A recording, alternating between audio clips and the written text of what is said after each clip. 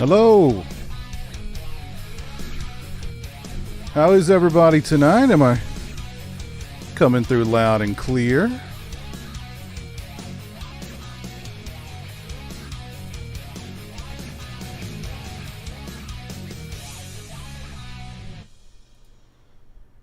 Hope everybody's doing good out there. Hello.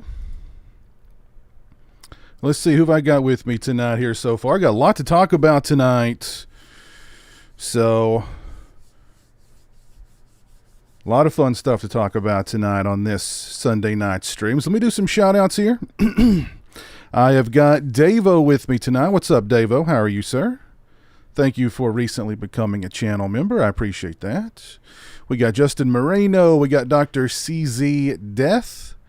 Richard Keith Bailey, Creasefold, Horror Gang, Dylan Johnson, Robert Long, Bryce Bourne, Manny Moore. What's up, Manny? Bog Zombie. Hey, how are you?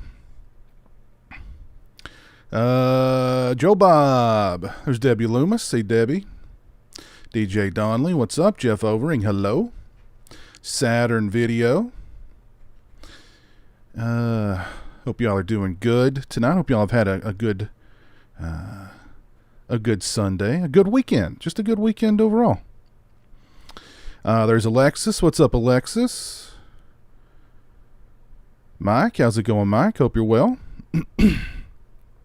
Before we get things started here, I'm gonna pour myself a drink. I've decided to make a special mixture tonight. For tonight's Sunday night stream, I'm sorry. Although I would prefer it to be Saturday night. That would mean that it's not the end of the weekend. But got some Coke here going in my styrofoam cup. Good old-fashioned original Coke.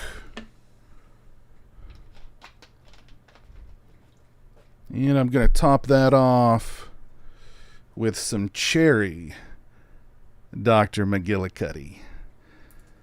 So this is a cherry Coke for you good folks tonight. Oh yeah, that looks good. That looks good. Tastes good too. Cheers. Cheers. Febzer. How you doing, sir? Thank you. We have some new members of the PWO that I will be announcing later tonight. So stay tuned for that. Before we get started, I do want to mention my follow-up to the whole Scream Factory Child's Play 4K. You know, the whatever that substance was that was inside these things. So I emailed Scream Factory last week after last week's Sunday night stream. And I got back, I think, the email that they've sent to everybody. It was a very copy and paste email that I'm sure they sent to everybody who emailed them and complained about whatever this gunk was inside these. Off-gassing, out-gassing, swamp-gassing, I don't know. It all gave me gas, or that could be the Taco Bell I had earlier today. And basically the email just said, oh, it's just off-gassing. Wipe it off. Thank you. That was it. Literally, it was like... It's off-gassing, out-gassing. It's some chemical thing. Don't worry about it. Just wipe it off and go on about your day. So I took a microfiber cloth and I wiped it down. I wiped down the inside of the cases. I wiped down the discs, and that pretty much did the trick. Just required a little bit of elbow grease. But the off-gassing, out-gassing, swamp-gassing, whatever you want to call it, it went away. So, yeah.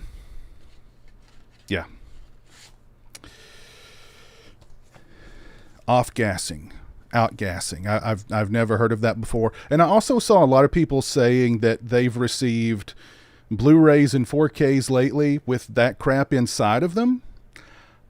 I've never received a 4K or a Blu-ray in my life with that crap inside of it. So I don't know. Maybe I've just been lucky up to this point, but whatever. I do want to show these. Now, if you remember, a couple of years ago, I did a video talking about this, a box, a case to put all of the Halloween 4Ks in. And Justin, man, you are one scared cat. King Wingin'. Thank you, sir, for becoming a channel member. I appreciate that very much. You are now officially one scared cat, my friend.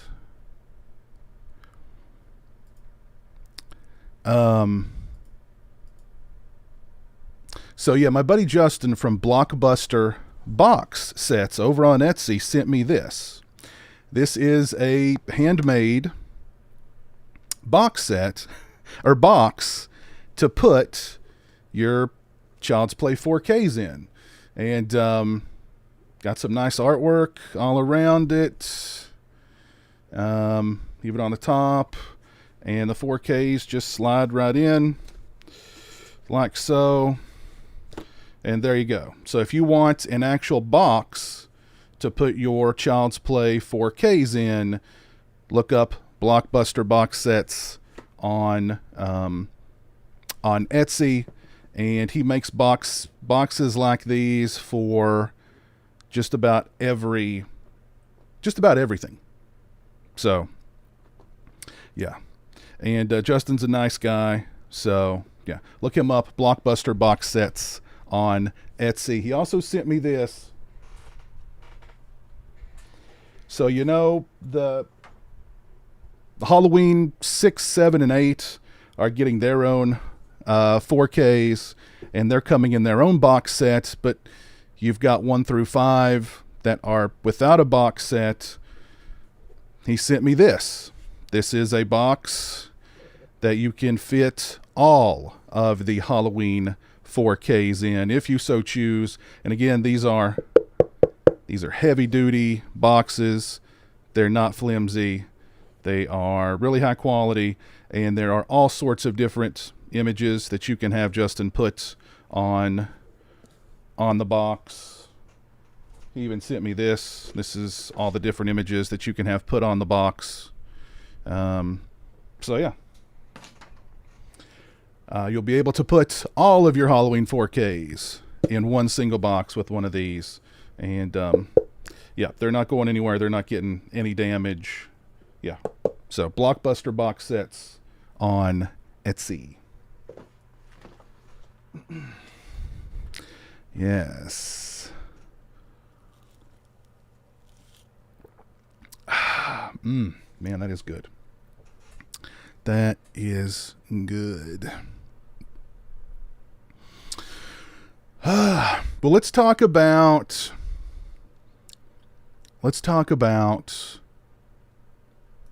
Halloween Ends. Number one, look how awesome that poster is. Man, that is a great poster. That is a great poster. Whoever put that poster together in Photoshop, it took them all of about 15 minutes to do that. Actually, I'd say less than 50. I'd be surprised if it was 15 minutes. But anyway, that's not the only big Halloween Ends news that we recently got. Halloween Ends will go day and date in theaters and on Peacock. So that has created some a lot of disappointment that I noticed on social media. I actually posted a poll here on the channel. If you've not voted in the poll, wow, I'm surprised. Holy crap. 72 votes. 56% are going to watch it on Peacock over seeing it in the theater. Wow. If you've not voted, vote on that poll, please. Let me know how you plan on watching Halloween Ends this October, either in the theater or on Peacock. So yeah, a lot of people are disappointed that Halloween Ends is going to go day and date. They see it as kind of an indication that the movie's not very good. And I don't necessarily see it that way, to be honest. I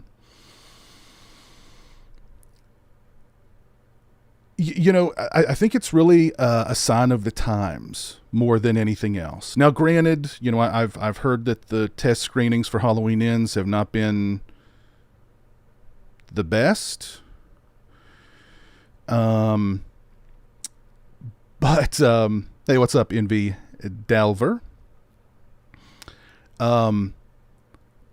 So I don't know. I think maybe it's one of those things where, the movie's going to do what it's going to do. The hardcore fans are going to go see it in the theaters, and that's going to be fine. But, as far as Peacock is concerned, maybe it'll boost their subscriptions for a month or two. So they get a little money coming from the theater and they get a little more money coming from Peacock. But really, I mean, when I say it's a sign of the times, people just don't go to the movies the way that they did even 5-10 years ago, or when I was a kid or a teenager, even into my 20s. I mean, going to the theater was like, it was an event. You know what I mean? I wanted to go to the theater as much as possible. There was a point where I didn't care what I was watching as long as I was going to the theater to watch it.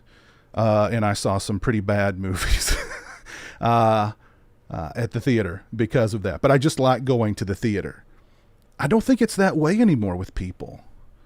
And I'm sure most of you have heard that the company that owns the Regency chain of movie theaters has filed for Chapter 11 bankruptcy, or they're going to file for Chapter 11 bankruptcy. So, my chat is catching up quick. Wow. My chat lagged behind. Sorry about that.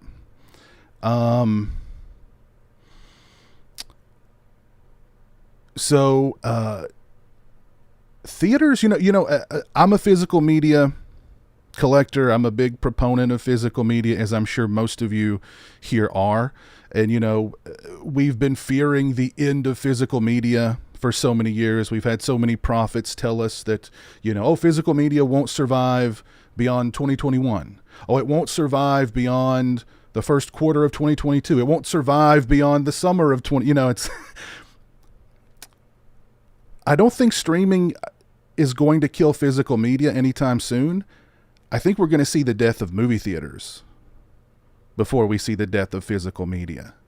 The theaters that survived the pandemic, in order to make up for that lost time, they just raised their prices. And I think they priced a lot of people out of going to the theater. Going to the theater with your family shouldn't cost you $100 or more. And then when you take in, you figure in the price of gas, which of course has gone up. Going to the theater to watch a movie is an expensive endeavor. Now more so than ever. Not everybody goes to the theater anymore, but everybody has got access to a streaming service. Everybody has access to Peacock if they're not already a Peacock subscriber. So I think that's really what it's about, more so than anything. It's accessibility, and it's just the sign of the times. I don't know how much longer movie theaters are going to be a thing, really. So I don't think it's necessarily an indication on the quality of the film, although from everything that I've heard about it, I'm sure most of you have heard about it, it sounds like it's going to be interesting, to say the least. So, and I still think Halloween Ends is going to do good at the box office, at least opening weekend. It'll do well, but I think that second weekend it's going to plummet, and after 4 weeks it'll be gone. So I don't know. What do you guys think about Halloween Ends going day and date? Are you happy that it's going day and date? Because now you'll be able to see it, opening night, ASAP. Would you prefer to see it in the theater? Let's see, what's that poll looking like? 55% still going to see it on Peacock. That's interesting. I actually kind of thought it'd be the other way around. So,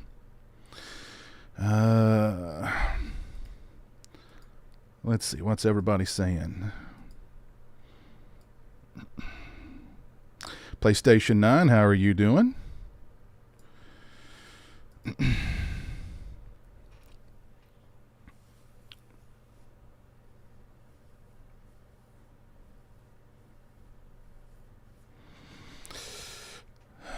I'm making this my self-care day out, treats, going to see it because I haven't been to a theater in years since having the boys. Okay, cool. That's cool. Am I going to go see Ends with Jeremy in the theater? That's the plan. Jeremy wants to see it in the theater. It's really the only movie he's talked about wanting to see this entire year, aside from Salem's Lot, which got postponed. So I'm sure we'll end up seeing it in the theater.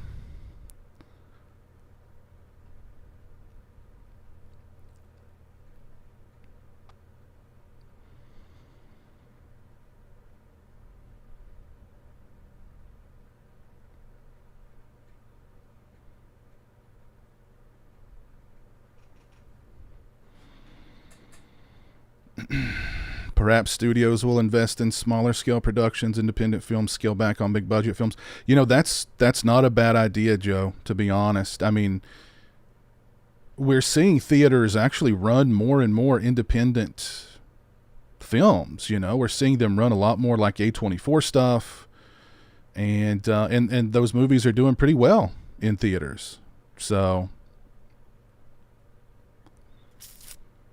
honestly, I don't care as long as I always have the choice to see it in the theater. Okay.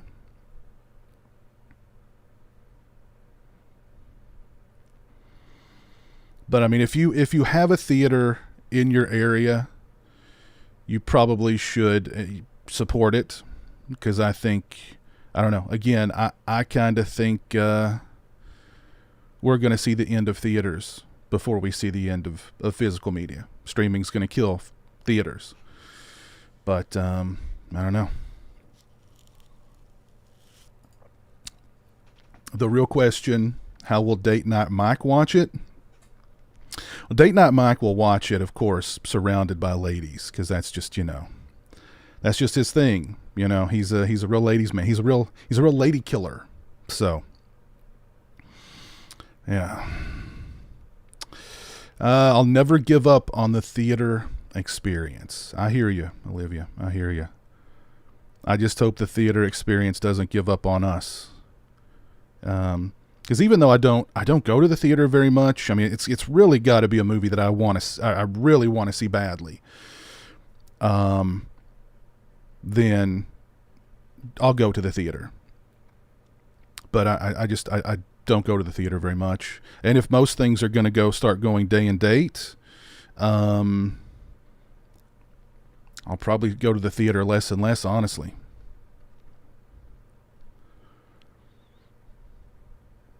What can theaters do to save themselves? I don't know. I don't know if there is any way for them to save themselves, because I mean, it's the movie studios are also putting a hurting on the theaters, because the theaters make their money off of concessions. That's how they make the bulk of their money. That's why a Coke this size at the movie theater is $15. You know what I mean? That's why a pack of gum like this at the movie theater is $5. You know what I mean? That's how they make their money. So I don't, I do think them playing, or at least making room for more indie stuff. A movie like X, for instance, that was a big hit and horror fans loved it. I really liked it myself. 5 years ago, 10 years ago, I don't think that would have been a theatrical release at all. And you know, the old school thinking of a movie going direct to video or direct to DVD or direct to streaming or whatever, meaning that it's not very good, that's just not the case anymore. I don't think it's been that way for a long time, really. I mean, look at Trick or Treat, for instance. You know, Trick or Treat bypassed theaters, and I've never heard anyone say a bad thing about Trick or Treat. $18 for a shot of vodka. Yeah, there you go. There you go. So, I mean, I think theaters have kind of priced themselves out, but at the same time, I think the studios are pricing the theaters out also.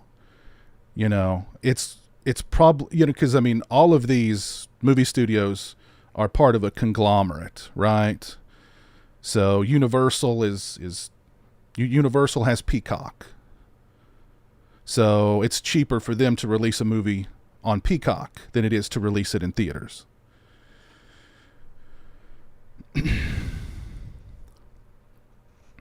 So I don't know. Now it's 50-50. The poll. How will you watch Halloween Ends? 50-50. 105 votes. And it's split right down the middle. So I still think it's going to do fine at the box office. It's not going to do the same numbers as Halloween Kills, though. I think it'll have a strong opening weekend, and then it'll dive. And after 3-4 weeks, it'll be gone entirely. But I think it'll do well on Peacock. I think it'll be a big one for Peacock. Oh yeah, I'm sorry, Junker. Yeah, it's only on YouTube, that poll. But how do you plan on seeing the film, Junker, over on Twitch? Streaming companies make more long-term money in making shows than movies. What's up, Donald? What's up, Anthony? What's up, RJ? What's up, Horror Collection? When I go to the movies too, I mean, I always get something. A drink. Well, I mean, if I take Jeremy, we have to get, of course, he's got to have his Coke. He's got to have his popcorn. So, you know, all that adds up. And I mean, and especially, you know, and maybe the quality of movies has something to do with it also, because, you know, who wants to go to the movie theater and spend $100 and you walk out of the movie going, God, that movie sucked. That was a waste of my time. That was a waste of time. That was a waste of money. And you're like, I blew $100, you know, bringing the wife and the kids to the movies, and, you know, spent $20 on gas, and, yeah, it was a total waste. The movie sucked.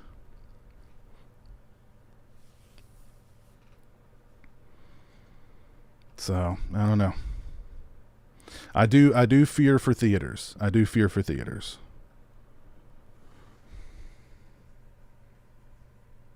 See, that's not a bad idea either, Joe. If like the theaters, you know, did like a you know, that kind of old school William Castle gimmicky kind of promotion. You've got to do more than just give us a movie.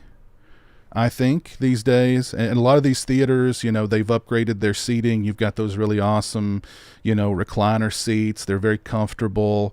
You know, a lot of theaters you can go to and you can order a meal and, you know, a beer, and, you know, they're expensive, but I mean, you get your dinner and your movie all right there together while you're in a recliner, you know. So it's, yeah. I did not see him talk about that.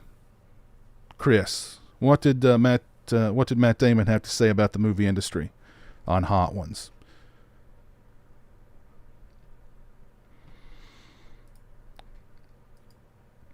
So yeah, it's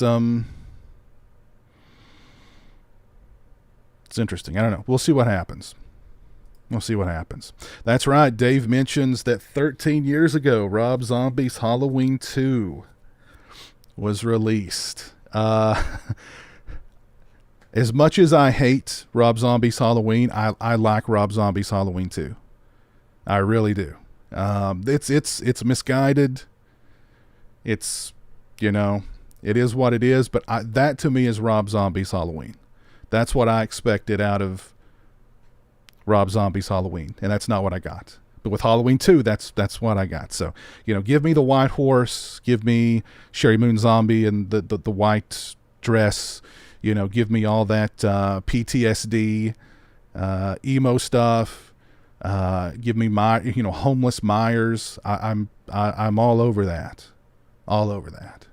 The Knights in White Satin, dream sequence at the beginning. That's me all day. Give me that all day.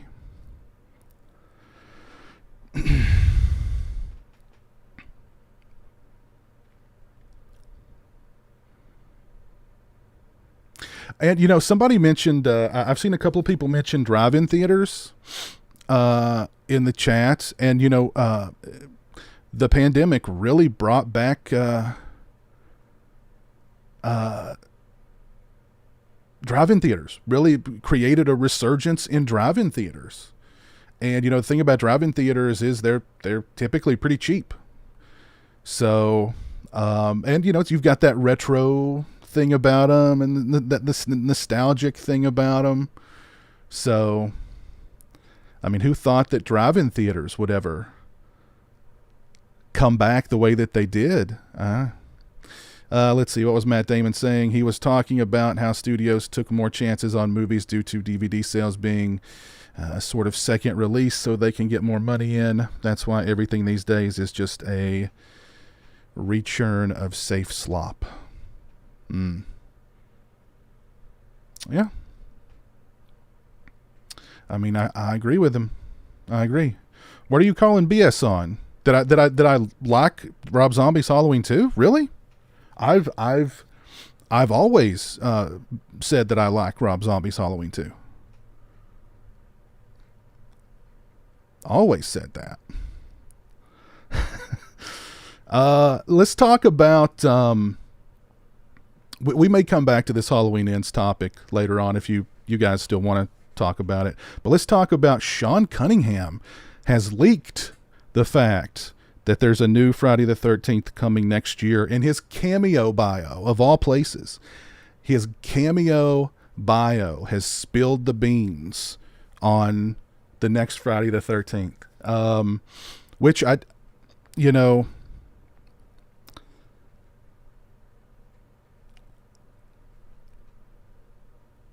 it's going to happen. It's going to happen. We got that news not long ago that from the producer of Prey. I forget the guy's name. But he said that you're going to get some good Friday the 13th news before the end of this year. So clearly something Friday the 13th is happening. My prediction is it's going to be on Netflix or Hulu. It's going to be on a streaming service. I know a lot of people don't want to hear that. When I mentioned that during a recent stream, a lot of people are like, no. It's gotta be theater. It's gotta be theater. But again, like I was just saying with Halloween Ends, it's all about accessibility. And, so yeah, I think we're going to get something Friday the 13th related, I think 2023 again, though. I'm not going to believe it fully until I'm actually watching it. But if Cunningham's profile, his cameo profile is saying that, then I think clearly he's given the thumbs up to a new Friday the 13th. I'm sure Victor Miller's given the thumbs up to a new Friday the 13th. So I think that's going to be the news that we hear at the end of the year. New Friday the 13th coming 2023. I think it's going to be on a streaming service. I hope and pray it is not another origin story. It is not another Pamela story. Please, God, please. We do not need another origin story. We do not need another backstory. We do not, as much as I love the character of Pamela Voorhees, to me, there's only one Pamela Voorhees, and that actress is gone. So we don't need another backstory. Please, God, do not give us another backstory. I mean, that to me would be the ultimate boner killer for the new Friday the 13th. If the announcement is, new Friday the 13th coming 2023, it's going to premiere on Netflix, and we're going to tell the story of Pamela Voorhees again. Oh, Jesus. No. Oh. I mean, they can get the whole backstory of Pamela, of young Jason drowning. They can get all that out of the way in the opening 10 or 15 minutes, and then just give us the Friday the 13th that we've all waited for well over a decade at this point.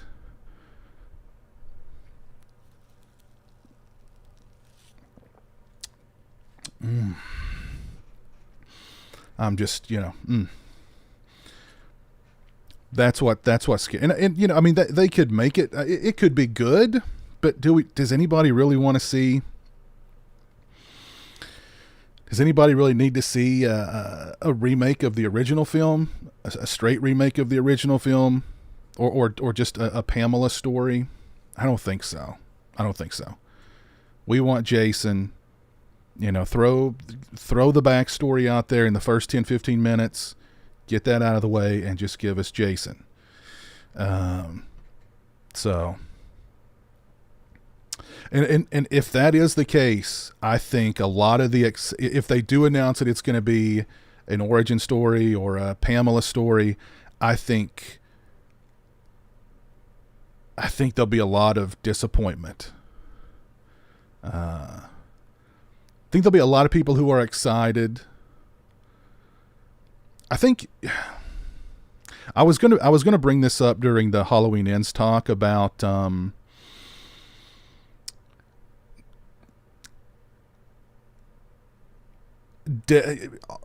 brand loyalty, just hardcore brand loyalty. Like when this poster was revealed on social media, I actually saw people post like, "This poster is kick ass." And I couldn't, I scanned the tweet again for irony. Like you can't look at that poster and go, that is kick ass. To me, that is just hardcore brand loyalty or delusion. But I think if we get that, if that announcement for the next Friday the 13th, if it's a origin story or a Pam story, whatever, there will still be a lot of the loyalists who will defend it and say, thank God, at least it's something Friday the 13th. But there'll be a lot of people like, oh, jeez. And no, we don't need Jason's father. We don't need a Jason's father story. That, to me, that's totally boring. That's unneeded, unnecessary. I mean, nobody cares. They were going to have that god-awful Friday the 13th that we were going to get from Platinum Dooms, that the Rings movie sabotaged, which the best thing that Rings movie ever did was going to have Jason's dad he was killing people in it, in the tater sack, and then Pamela discovered what he was doing, so she killed him, and then Jason drowns, and then she starts killing the counselors, and it's just like, what the hell is going on here? So no, we don't need Jason's dad. We don't need that muddying the waters. That's a story. Yeah, we don't need it.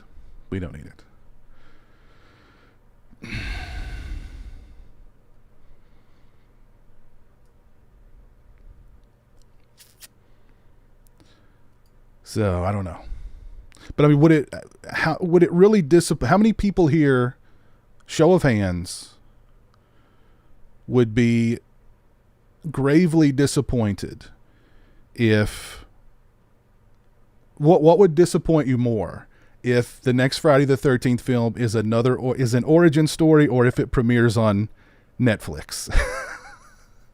Which one would bother you more? And if it's an origin story, I guarantee you it'll be on a streaming service.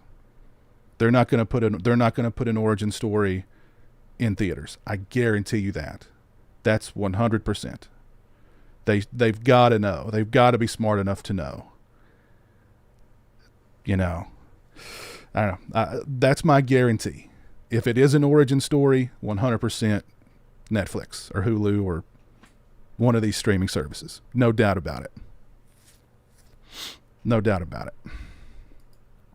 I think my chat is backed up again. My chat has got some off-gassing in it, causing it to back up. I apologize. Let me just get my microfiber cloth here, wipe the chat off. So, my biscuit would be limp if it was another origin story. Well, let me tell you some damn good news. Fred Durst has landed a role in the next A24 horror movie. That's some damn good news, in my opinion. Some damn good news, in my opinion.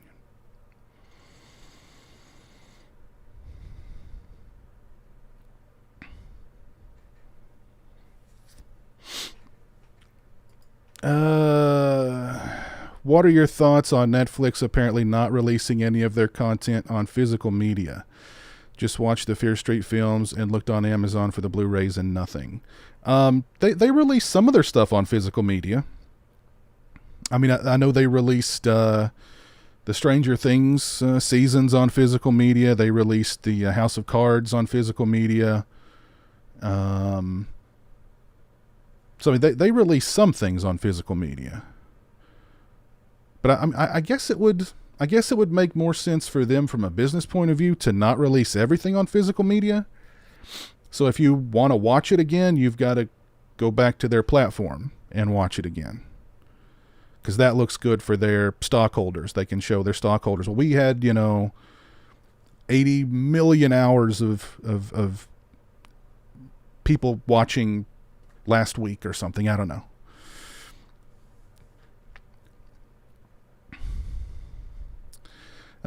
So let's see here. Sean Sr. says he'd be more upset about another origin story. Jimmy says origin story.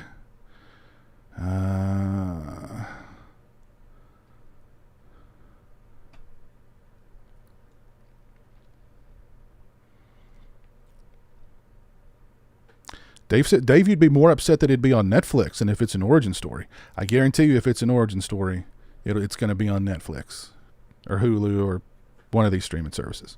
No doubt about it. Oh, my God. I'm on board with a Crazy Ralph backstory. Crazy Ralph. Okay, here's Crazy Ralph's backstory. What turned him to becoming an alcoholic and becoming crazy? Crazy Ralph was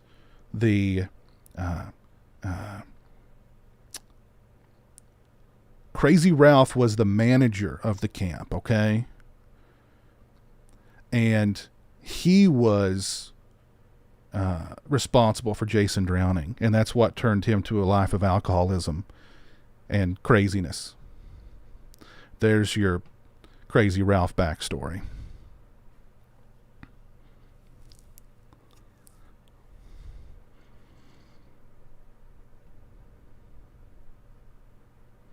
Crazy Ralph dated Pamela. Ooh, Crazy Ralph is Jason's father. Wow. I'll drink to that.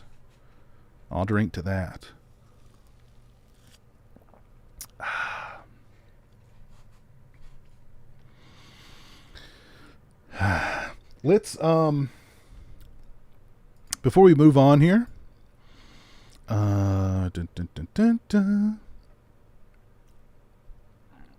Before we move on here, I would like to welcome the newest members of the PWO. But before that, if you've not dropped a like on the stream, please do so. We are at 66 likes on the stream if you're watching on YouTube.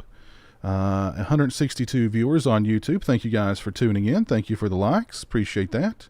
Over on Twitch, we've got a couple of viewers. Thank you all for tuning in over on Twitch as well. So I would like to introduce to you all now the newest members of the PWO. The following announcement has been paid for by the PWO. Oh yeah, the Macho Peers here for the PWO. When Hollywood Jeremy asked me to join the PWO, brother, I couldn't refuse, Hollywood Jeremy and I would like to welcome the newest members of the PWO, brother, and remind them that it is for life.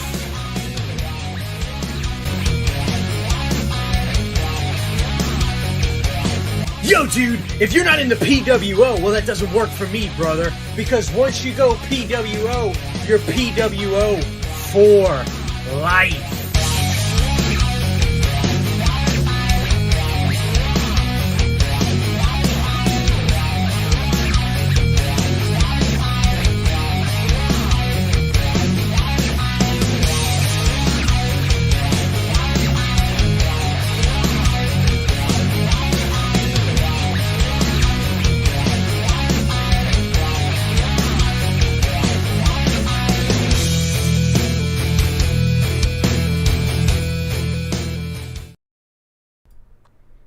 There you go. There you go. The newest members of the PWO, including Macho Piz and Date Night Mike. I want to give a big shout out to my buddy Cody and all of his family who are PWO members. Thank you all. And of course, Jonathan from Bombastic Reviews and Christian from Christian Hanahara Planet CHH as well. So yeah, if you would like to become a member of the PWO, everything in my TeePublic store right now is 35% off. So there's actually the link on the screen in the chat now. Get your own PWO shirts, and PWO stickers are available as well. And if you'd like to be featured in a future new members promo like that, send me a photo or a brief video of you wearing the shirt, and we will include you in the next promo.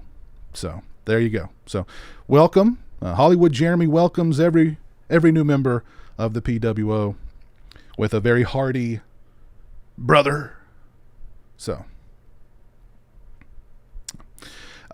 Influence Films, just shoot me a message on Facebook, Twitter, Instagram, or through my website. Love the fam. There you go. Let's unbox some physical media here. What shall we? Pick this up from Diabolic DVD.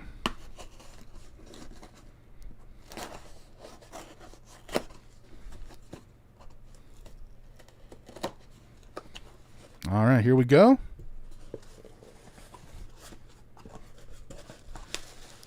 Ooh. So this is a release that I missed out on when it was first announced, or when it was first on sale. It sold out really quickly, but Diabolic DVD found a few copies. They posted them on the website, and I was able to grab one, and it is the imprint release for the Warriors. This is the fancy box set release for the film. And yeah, great movie. This has got the director's cut and the theatrical cut on it. Lots of extras. Mother, this cloth smells of death. Anthony O'Donnell, thank you for the $5 super chat, my friend. Hey, Piz, did you hear that Scream Factory is releasing 1978's Piranha in the Company of Wolves in a 4K UHD collector's edition? I did, as a matter of fact. I did, yes. They're actually releasing, I think they announced, what was it, like four new 4Ks? Really, the only one I'm interested in would be the Company of Wolves. I bet that would look great in 4K. So, but thank you for that, Anthony. Appreciate it. But yeah, the imprint Warriors, really, really nice edition.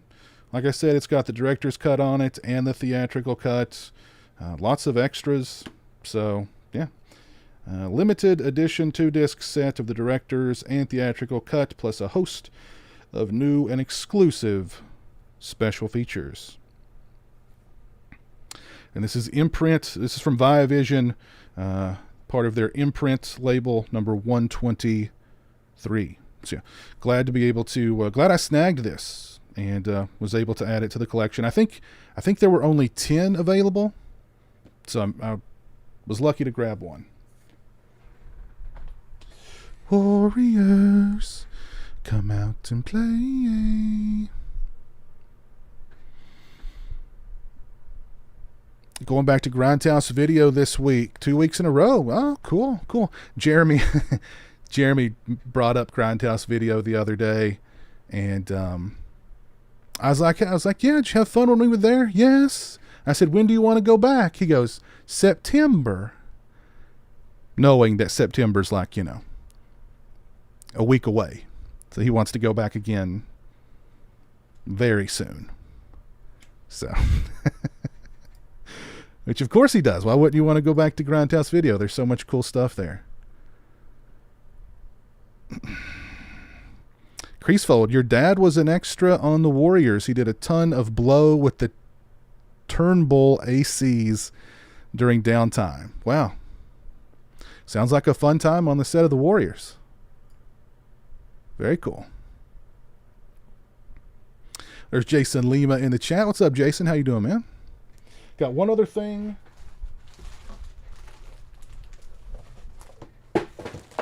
One other thing I want to open here. I got a really cool shirt from Fright Rags.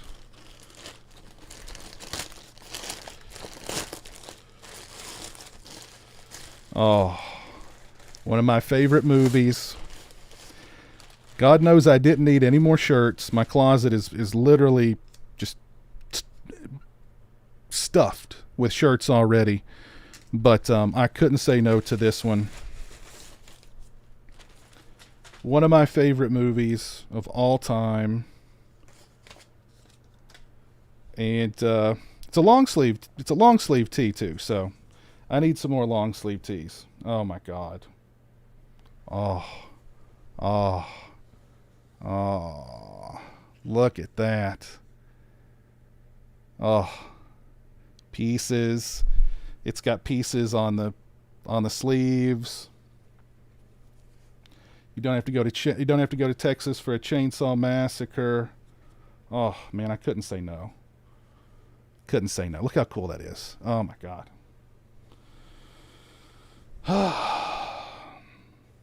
Just a great film. Pieces. Oh, yes. Oh.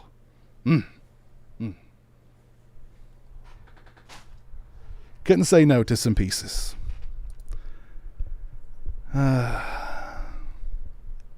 You're doing well. That's good, Jason. That's good. Cheers to you, my friend. Mama. Yes, darling, what is it? Mother, this cloth smells of death. Thank you, JT Grogan. Are you picking up the Halloween 6 through 8 4K set? Yes. Yeah. At some point, I will definitely. At some point, I'll definitely be picking that up. I'm guessing the price on that's going to keep going down as it gets closer to release. So, I mean, really the only one I want to see in 4K is Part 6. But, you know, Busta Rhymes in 4K, how can you say no, right? Let's see what else we got here from Fright Rags. We got a It sticker. And we got a Fright Films fact card for Zombie versus Shark. The actor scheduled to play the underwater zombie got sick at the last minute and had to be replaced by the Shark's trainer. He got sick. Yeah. I would have gotten sick too. Like, hey, today's the day you're going to film with the live tiger shark. I'd be like, I can't. I got a bad case of the rum. I've got some off gassing going on. I can't do it. Got a real bad case of off gassing. Just can't do it.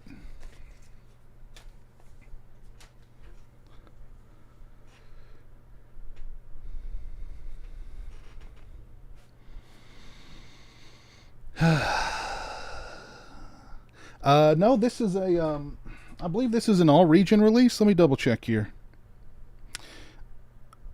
I'm pretty sure it was an all-region release.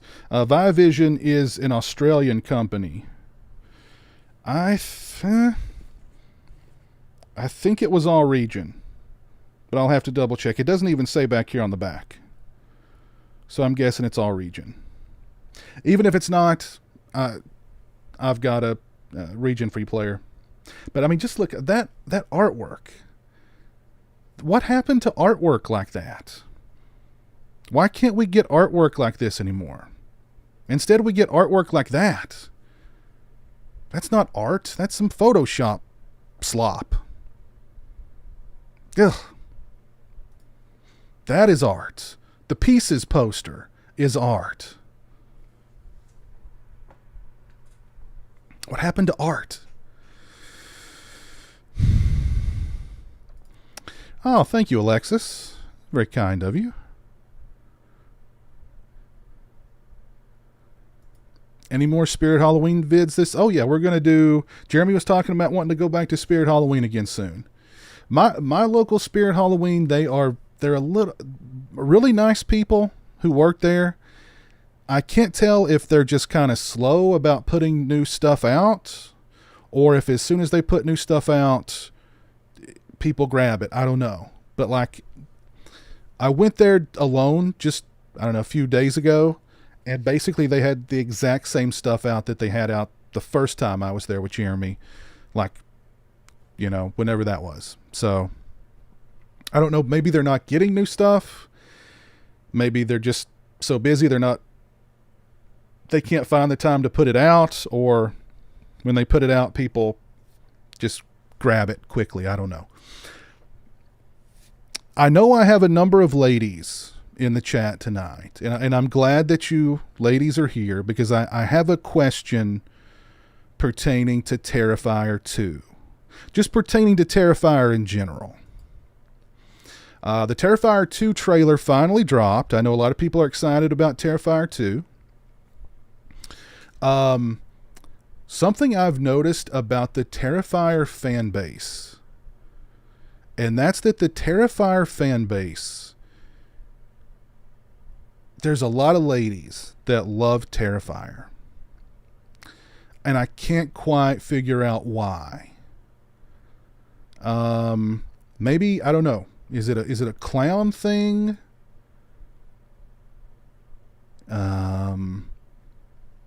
What is it about Terrifier that you ladies love so much?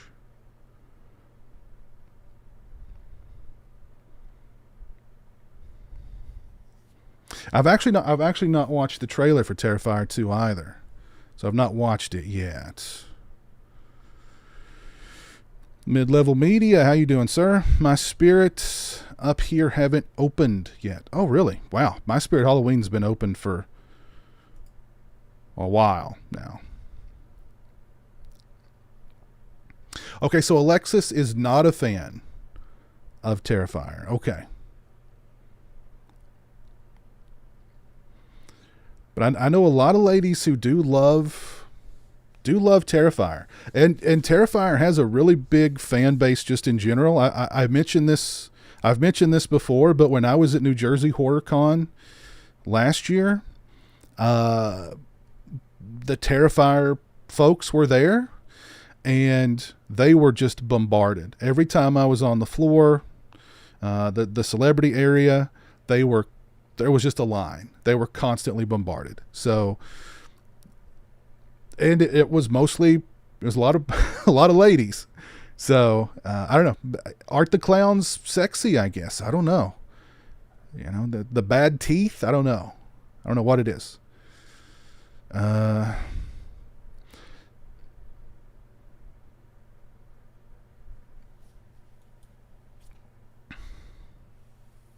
He's so ugly it's hot. He's so ugly it's hot, and something about the unhinged brutality. Okay.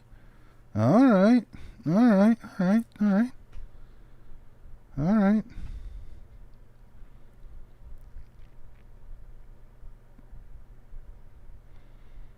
Any other ladies out there want to chime in on Terrifier, on Art the Clown? But who's excited for Terrifier 2? I thought the first Terrifier was okay. I didn't love it. I didn't hate it. Thought it was okay. Oh, by the way, I watched Nope this afternoon. The trash bags he's got are strong. Yes, that's right, Robert. Art the Clown's trash bags. He puts in, you know, they cost more, but they hold more body parts. So it's a good trade-off. Laura says she is more of a Herbert West gal. Okay. All right. You like the kind of, you know, nerdy kind of villain. Well, let's not say nerdy. Let's say bookish. You know, I don't know. Bookish kind of guys.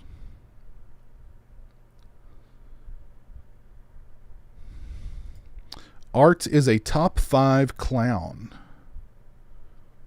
Saturn Video says Krusty is a better clown. Where's Olivia? Olivia, if you're still here, I want you to chime in. Chime in, please. I know you're a Terrifier fan.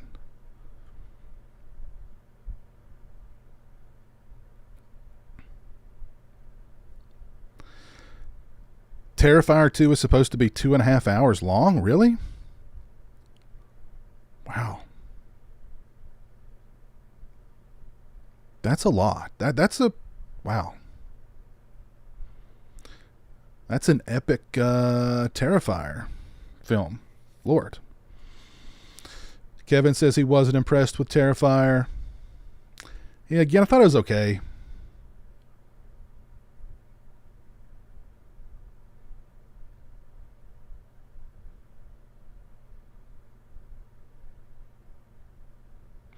Michael Myers is in the chat. Hello, Michael.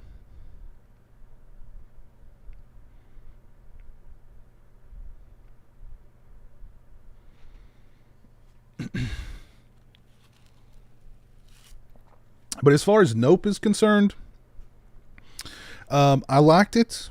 I think it's. I need to let it. I need to think about it, but I'm pretty confident in saying that it's my favorite Jordan Peele movie. I think the thing with Jordan Peele is he has very ambitious ideas, but when it comes to maybe the payoff, the payoff is maybe a little lacking. And if you want any kind of explanation out of a Jordan Peele movie, it's just not happening. Just not happening. But I liked Nope. And I think they did a really smart thing with the marketing for that film, because it's not the movie that you think it is going in.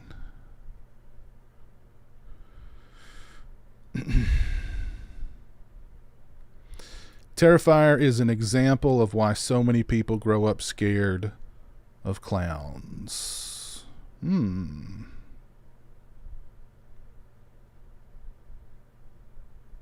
Well, I know a lot of people who the It miniseries with Tim Curry is what ruined them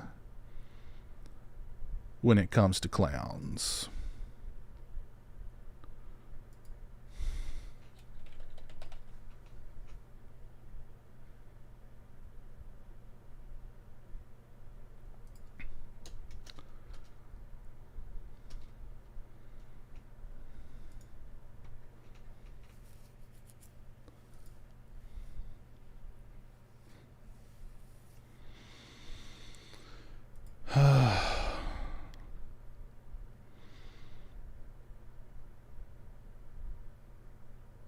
No desire to see Nope. It's it's streaming now. It's available on VOD now. So that would not be a bad way to see. I didn't see it in the theater. It's a really good looking movie. The cast is good. I loved seeing Michael Winkett. I've not seen him in anything in a long time. So the cast was good. The performances were good.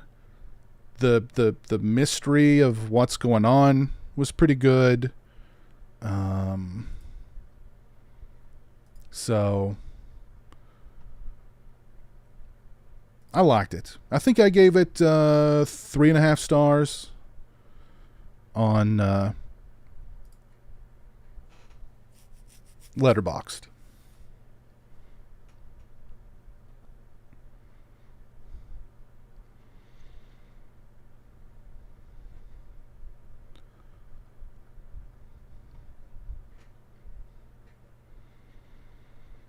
But yeah, Jordan Peele. I don't think Jordan Peele's made a bad movie.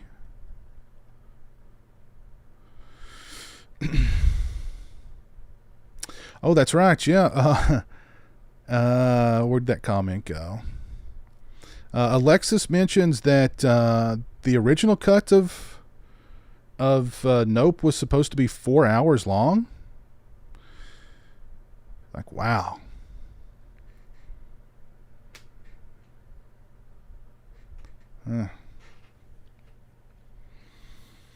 All right, so I'm still not really.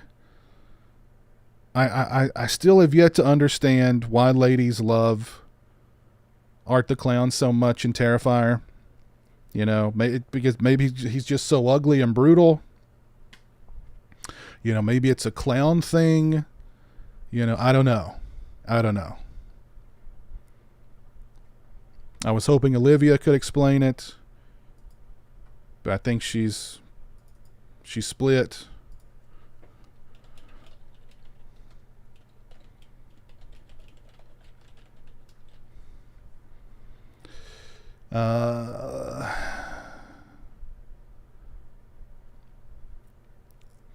Nope really surprised me. Already getting ready to rewatch it. Hands down my favorite Peele movie. Nope was surprisingly good.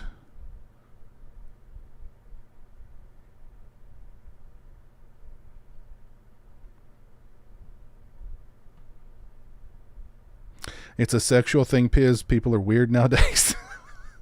Maybe, maybe that's it. You're just weird, I guess. I don't know. Art has charismatic mannerisms. Okay.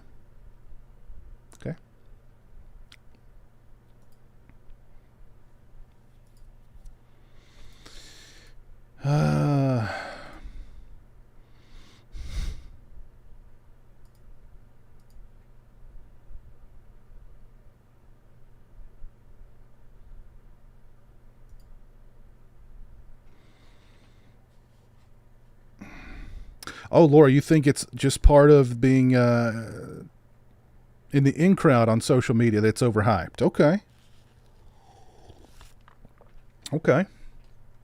That kind of relates to a topic I was talking about last week about,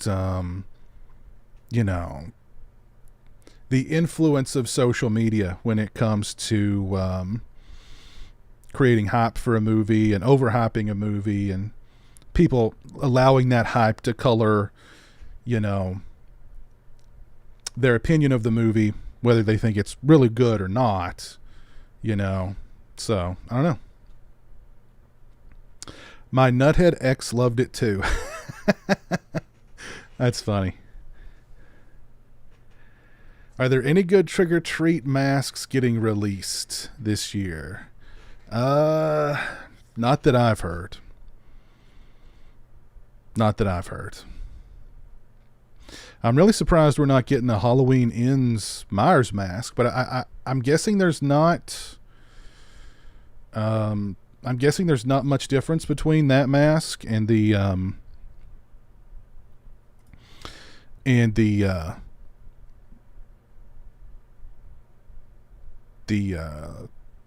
Halloween Kills mask. That would be my guess. Thank you all for 101 likes on the stream, by the way. Thank you. If you've not dropped a like on the stream, please do so. But that would be my guess. I've not gotten around to watching the Child's Play 4K disc just yet with Jeremy. He's put it off. He's put it off a couple of times. So I don't know. He's just not feeling it yet. We are going to start rolling out our live commentaries very soon in the lead up to Halloween. So I sit down with Jeremy and we put a list together. So we've already got a number of movies on the list. I think we've got too many, so we may have to narrow some down. But I think if you like our live commentaries, I think you'll like what we've got coming up as far as live commentaries are concerned for the Halloween season. So, yes, I am on Twitch too, Brylan.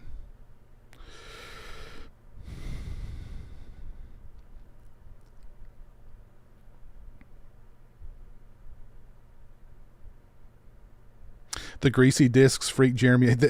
They might have. They might have. Ooh, okay. Olivia's here. She was icing her bruised toe. Oh, goodness. I just like the movie. It's not that deep for me. Okay, so, all right. She just likes the movie. Maybe I'm the one making too much of a deal out of it. I don't know. Maybe I'm the one making too much of a deal out of it. I don't know. It just seems to me like a lot of ladies love that creepy clown. You know, I don't know. Oh, thank you, Brylan M. Thank you. I'm going to start talking about the She-Hulk mess here momentarily, and the Unsolved Mystery stream. I've moved that to Thursday, so I wanted to give that one its own stream. I didn't want to mash everything together into this one, talking about, Halloween Ends and Friday the 13th and all that, and then doing an Unsolved Mysteries. So, but that'll be Thursday night now.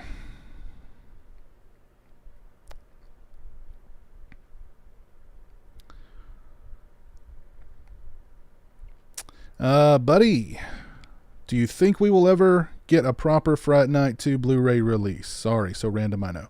I think yes. The answer is yes. And hopefully very soon. Hopefully very soon. It's long overdue.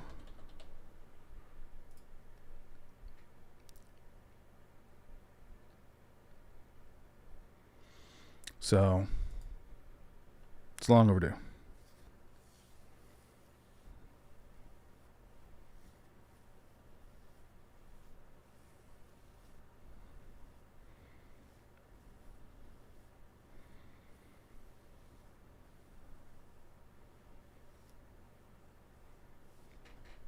All right, well, let's talk about... this is something that really gets on my nerves whenever I see it on social media. And it happens...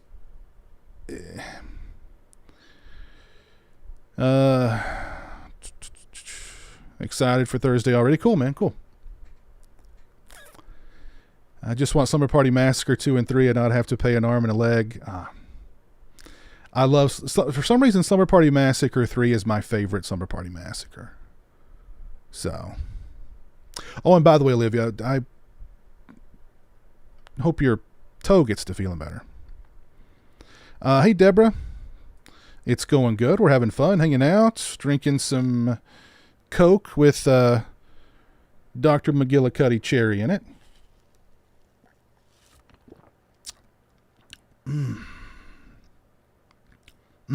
God, that's good. That is good. So, it always grinds my gears when I see any criticism toward a movie or a television series these days be met with fan shaming and fan blaming. It's not the people who made the movie or the television series' fault that it's not being that it's not being reviewed well. It's the fans' fault. And it's not just that. It's because if you don't like our show or movie, well, it's because you're a racist or you're a sexist or you're a homophobe or you're fill in the blank. You're one ist or phobe or another. That's the only reason that can explain why you don't like our show. And this has been Marvel's modus operandi for all of their Star Wars properties and all of their Marvel properties for years and years and years. And it just gets under my skin. It really pisses me off because whenever you pull that card, it kind of ends the conversation right there. And they know that. They know that. And there's certain websites and that just kind of promote and build on that narrative. And the most recent example of this is She-Hulk. I haven't seen the series. I can't talk about its quality. I have no idea. I have no desire to see it. To me, the Marvel stuff is just so old at this point. It's just so played out. And I think even the hardcore Marvel fans at this point are just like, ugh, changing the channel. But the most recent thing is Screen Rant and Mark Ruffalo were complaining that She-Hulk was getting review bombed on IMDb. And basically saying, you know, IMDb needs to do something about this. Basically take away the user reviews. If they're not going to give our show positive reviews, let's just take that away. And that's ultimately probably what's going to happen. That's ultimately probably what's going to happen. Or you'll have to be some sort of approved user before you can leave user reviews. There's Christian in the chat. Christian, what's up?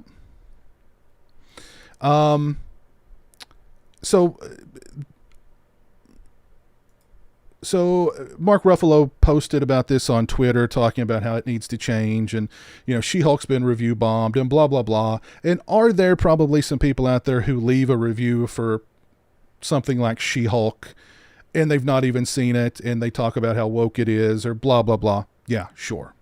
Yeah. But that percentage is, I guarantee you, very, very low. So when Marvel or whoever makes these claims that if you don't like She-Hulk, you're a sexist, I think it's ridiculous. And I think more and more people are seeing through that, to be honest. So what I decided to do was, let me see if I can pull this up here. I decided to go to IMDb and let's look at some of these reviews. Now, a good review is me saying, I didn't like this movie or this television show, and here's why. Or, I did like this movie or television show, and here's why. Just leaving a comment saying it sucks or it's woke or whatever, yeah. what I saw when I scrolled through IMDb's user reviews that same day were people saying that most people saying they didn't like the show and explaining why they didn't like the show. But this is being called review bombing, or this is being called, well, all those people are just sexist. And again, that hiding, part of it is just, it's either, how did I put it on Twitter? I want to read my tweet because I think it was a pretty good one.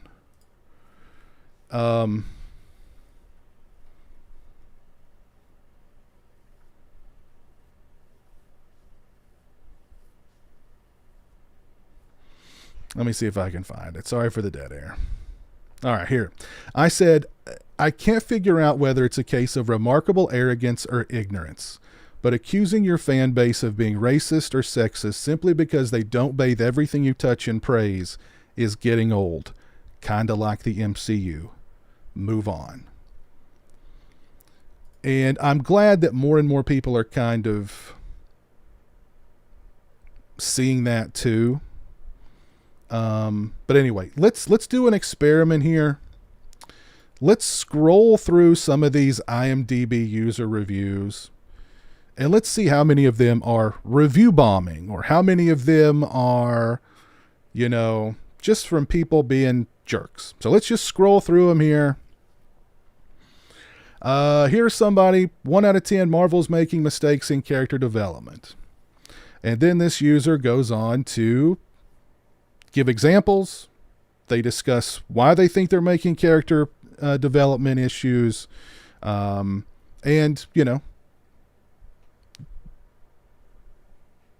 nothing racist, nothing sexist, nothing isterphobe about that. Who's running Marvel these days? A 3 out of 10. So this one's not very good. We'll just move on. That one's not very good. Here's a 2 out of 10. This one's talking about the bad, cringy dialogue, bad CGI, and the CGI that I've seen from just the minor clips that I've seen is really bad, but that's not that big of an issue. A lot of people complaining about the CGI. Major fail. I wish I could sue this show. Here's somebody saying everything in this show is woke. But let's see.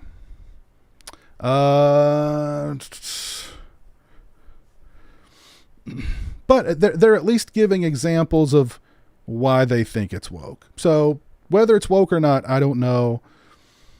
But a lot of these reviews are people saying,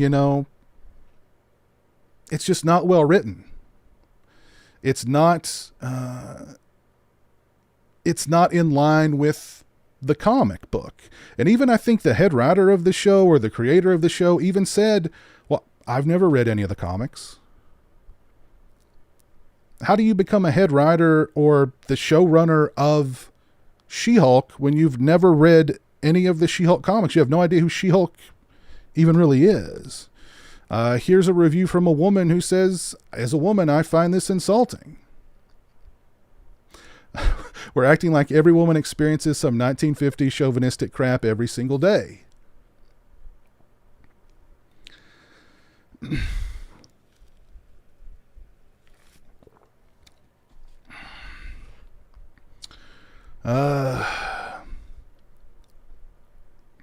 The She-Hulk show doesn't take itself seriously.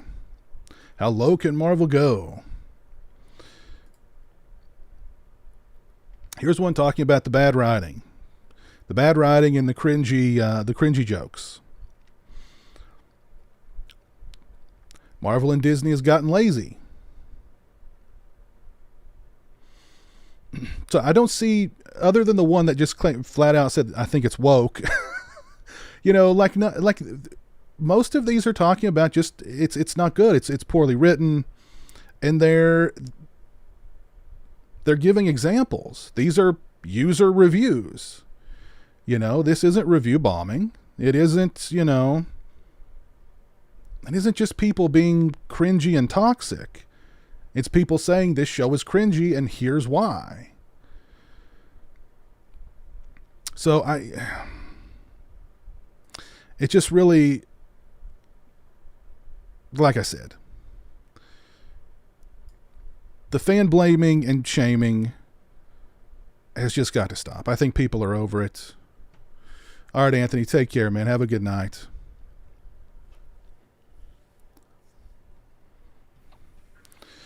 You know, you can have a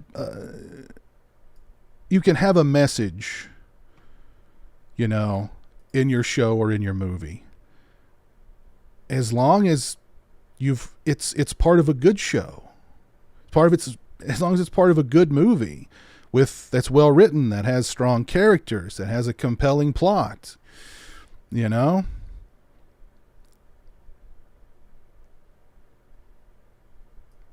So I don't know. It's all nonsense to me. It's all deflecting to me.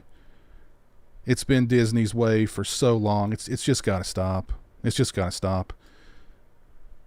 And you know, honestly, I think we're kind of seeing Marvel finally. You know, their movies aren't performing as well. Their shows aren't doing as well. It's getting old. But this is a great way of deflecting criticism.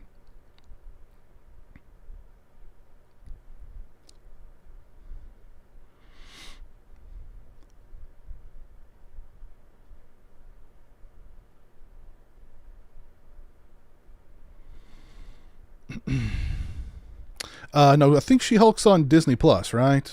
I'm pretty. Yeah, it's got to be on Disney Plus.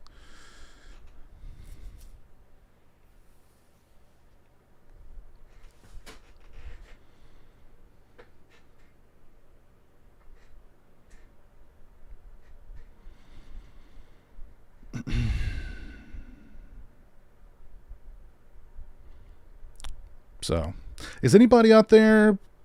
I mean, like, are you an old school MCU fan? Are you still watching? Are you still a fan? Let me know.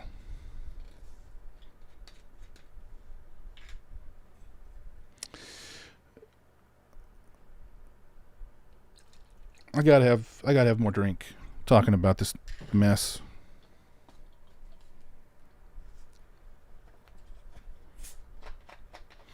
And, you know, and as somebody who, you know, fancies themselves as something of a critic, I mean, to have your opinion of a movie or a show or whatever you're critiquing just kind of dismissed as, you know, racist, homophobic, sexist, whatever, I mean, it's just insulting. I mean, ultimately, that's what they're insulting their own fan base. Their fan base is saying, you're messing up, you're dropping the ball here, you're getting lazy, and they're going, no, we're not. You're just an ist or a phobe. It's your fault because you're a horrible person.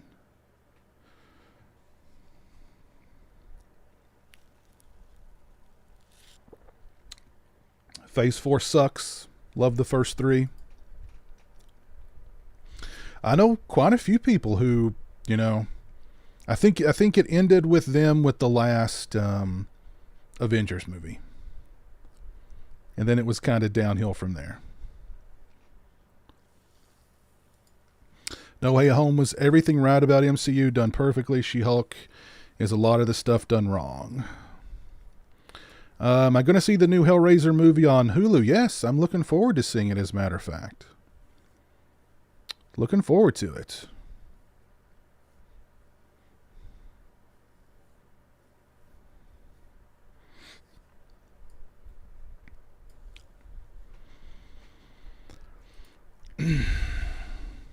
That's a good point, Razami. That's a very good point. Thank you all for 115 likes on the stream. If you've not dropped a like on the stream, please do so. I would appreciate that. And the poll, the poll is flipped. How will you watch Halloween Ends? We've got 194 votes, and the theater is now winning 53% to 47%. All right. Multiverse of Madness was a fun Raimi movie. Everything else I haven't loved. Superheroes are just played out. I agree. I think they've been played out for a long, long time. I mean, Disney should just give Marvel a break. Just give them a break, you know?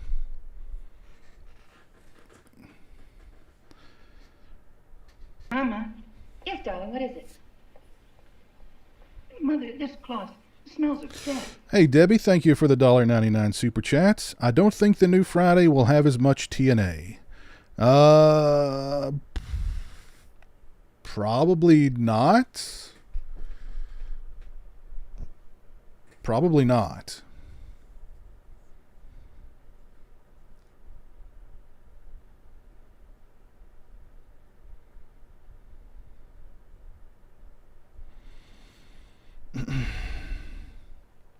So I don't know. I'm kind of interested to see what they're going to do with the new Blade movie, but I really don't have a lot of hope for it, to be honest. So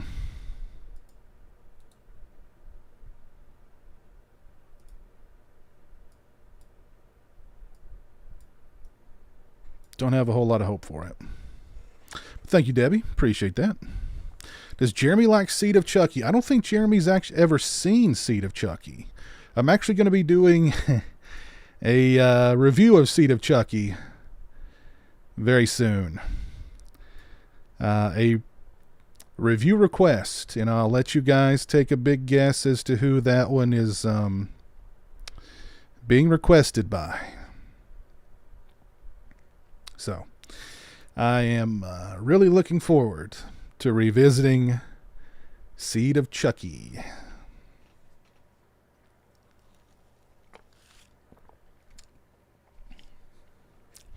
I don't remember a thing about it other than the Chucky pleasuring himself scene. That's the only thing I remember about it. So I don't know. Maybe I'll have a few of these before I watch Seed of Chucky. Oh, I almost forgot. I've got something to show you guys. I'll be right back.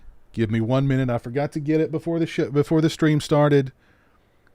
I'm about to show you all the candidates for the Dollar Tree Horror Movie Challenge Part 2. I'll be right back.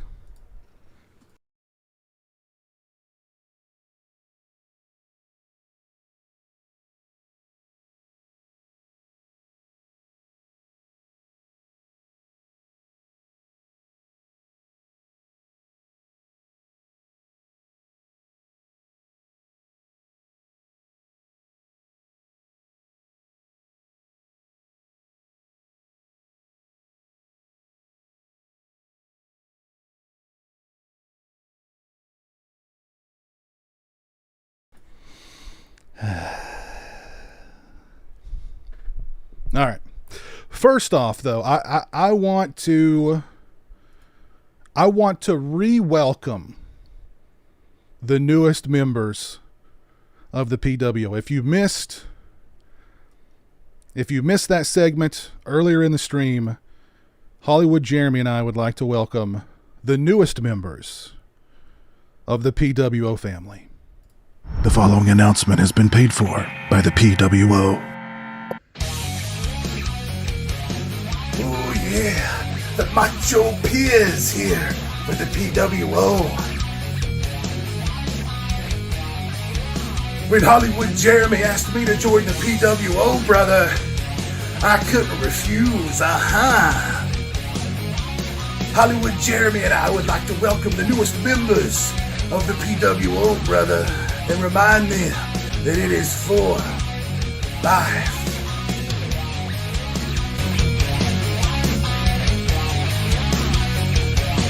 Yo, dude, if you're not in the PWO, well, that doesn't work for me, brother. Because once you go PWO, you're PWO for life.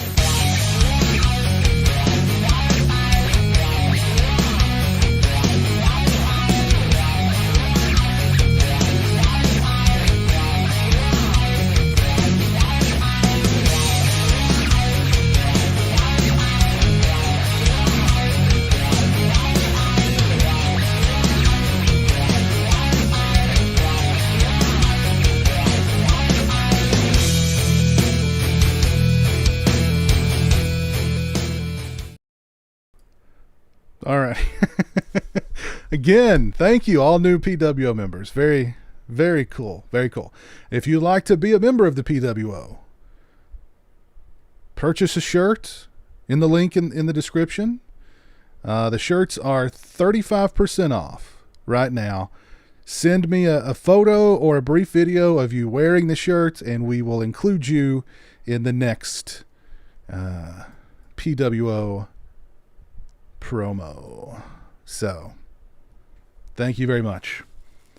The Dollar Tree Horror Movie Challenge. I was going to do just a video, a separate video, talking about these.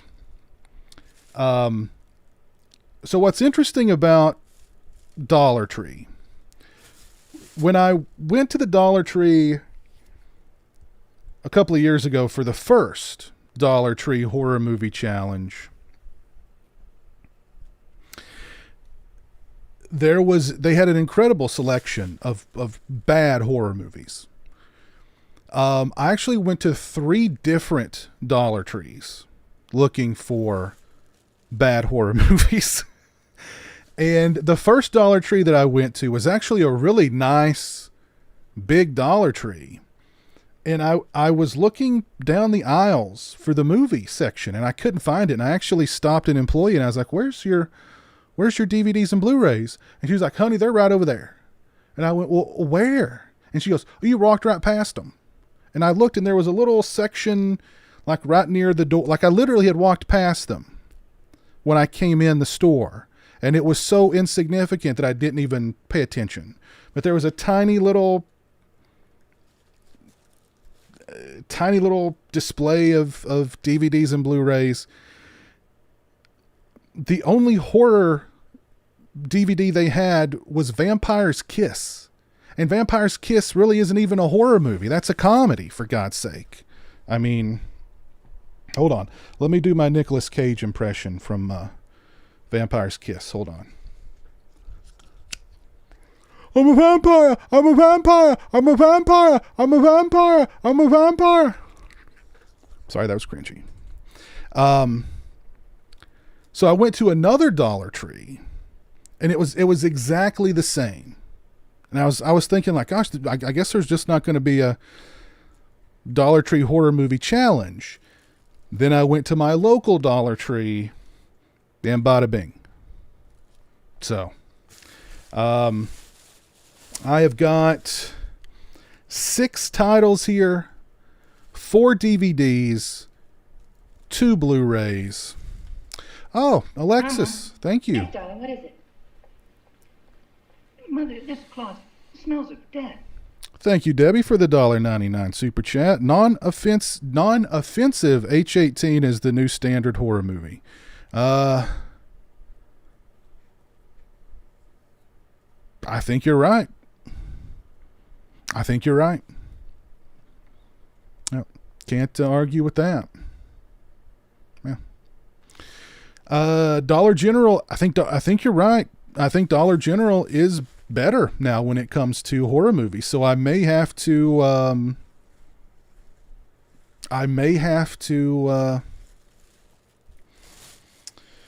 the next challenge may have to be a Dollar General horror movie challenge. So I don't know. I forgot to do one other thing. I'll be right back. I'm sorry. Hold on. Be right back.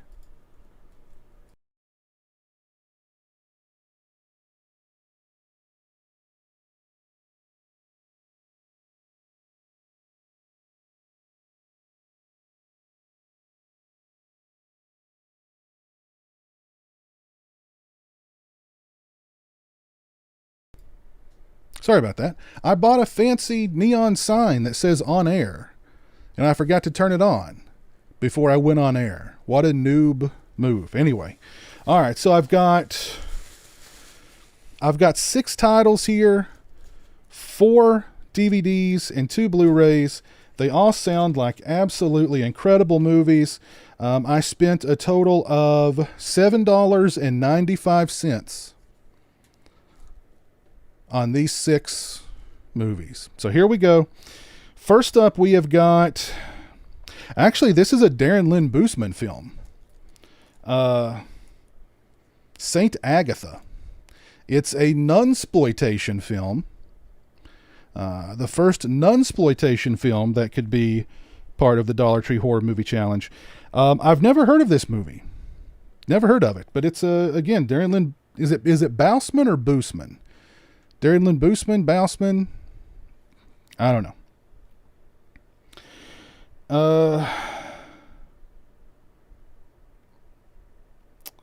But it sounds pretty bad, actually.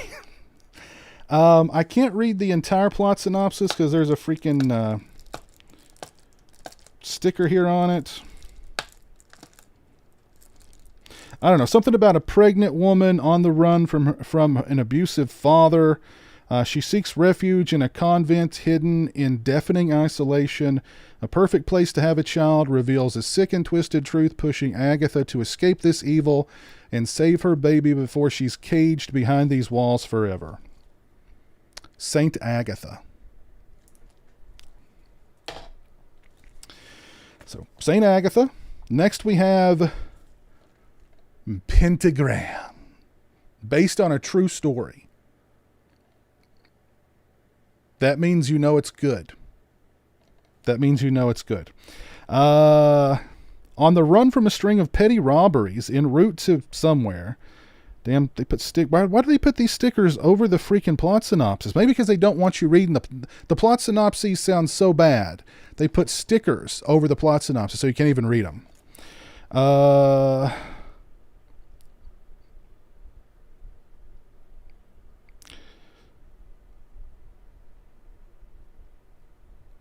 Oh my God, this sounds awesome. So a group of... Oh, God. Oliver reveals that they are all now cursed to spend the rest of their lives inside the pentagram or face certain death if they step outside. There's even a spoiler on the back here. Unconvinced by Oliver's story, Max pushes him out of the pentagram, whereupon he is instantly killed by a horrific demon entity. Why would they spoil that on the back?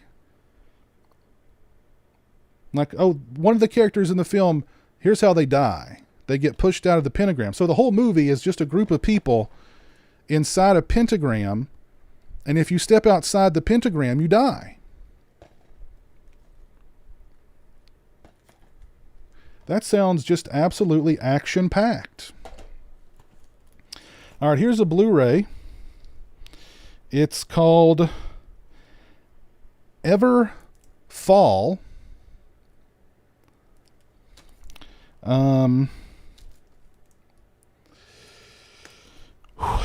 A year after an unfortunate accident, Eva has a disappointing tryout at the big figure skating competition. That is an untapped horror resource. Figure skating. This could be a trendsetter here. Her coach invites her to compete in a mysterious competition in the small town of Everfall to work on her skills. Eva brings along her boyfriend, an extreme sports YouTube star, and his cameraman, Jordan, to document Eva's last chance at resurrecting her skating career. Once in Everfall, though, a series of horrifying events unfold, forcing them to face things more terrible than they could imagine. Man, that sounds terrible. That sounds terrible. But it's a Blu-ray. Let's see here. We've got, The Scientist. There is no cure for the undead. This sounds good. A leading scientist risks all legal and moral boundaries as he struggles to care for his dying wife. who only has a few weeks left to live from her terminal illness. Blah, blah, blah. Steve goes rogue and embarks on a journey into madness, continuing the development of a cure to save his wife's life, not realizing that his darker...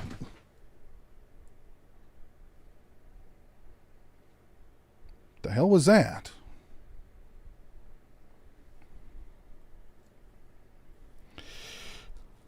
But anyway, maybe I shouldn't. I don't know. Something's happening here. Something weird's happening. Not realizing that his dark obsession could lead to the extinction of all humanity. The scientist. That sounds pretty good too. This movie may be cursed. It's causing things to fall in the man cave here. I'm thinking this movie's cursed. Oh, this one looks good.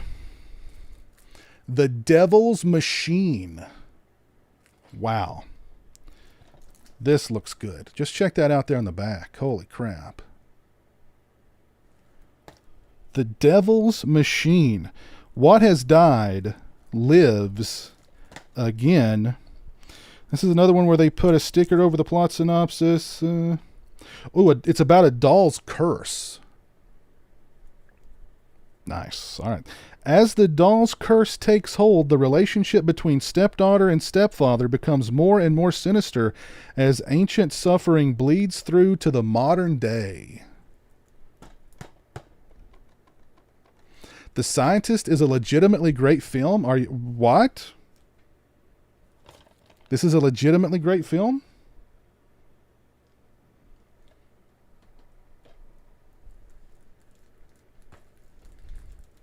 Okay. The Devil's Machine sounds pretty legit too. I mean, just look at what is that woman doing on the back? It's like she's posing for an Instagram selfie or something. I don't know. And the last one we've got, this one actually stars Michael Berryman. It is Midnight Evil. Midnight Evil.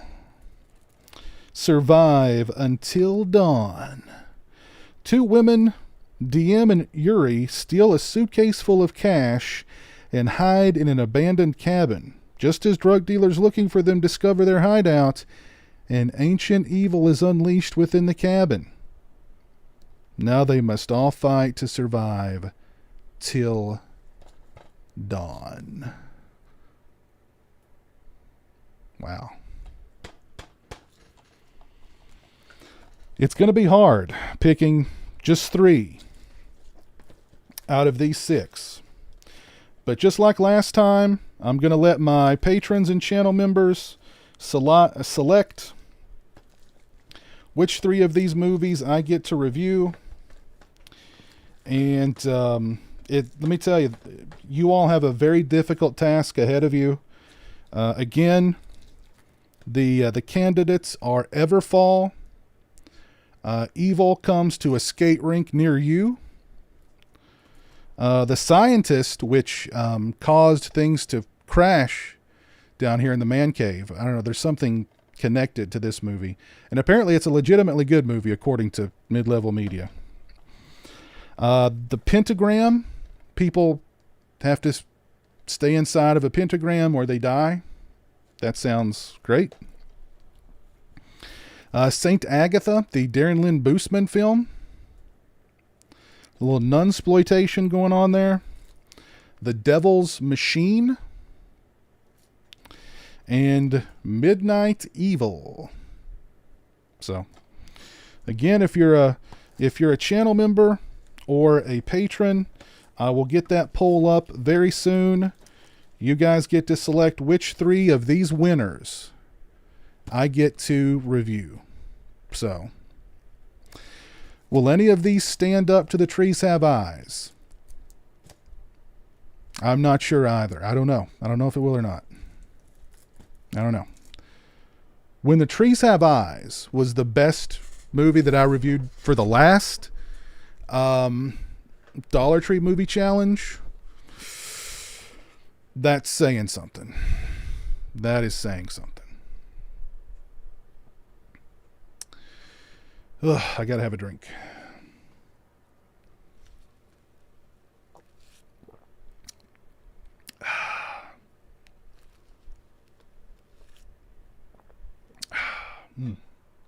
That's good.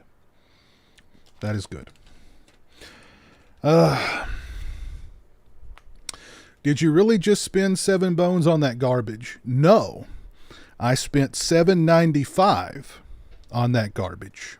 Thank you very much. So, oy vey. So yes, I will have those polls up for my channel members and my patrons very soon.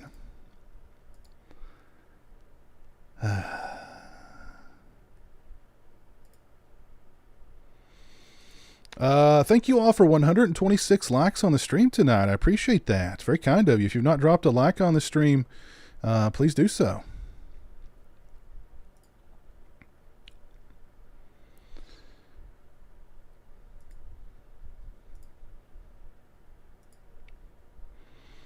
You and Jeremy should do weekly watch-alongs to the new season of Chucky when it comes out October 5th. I'm sorry.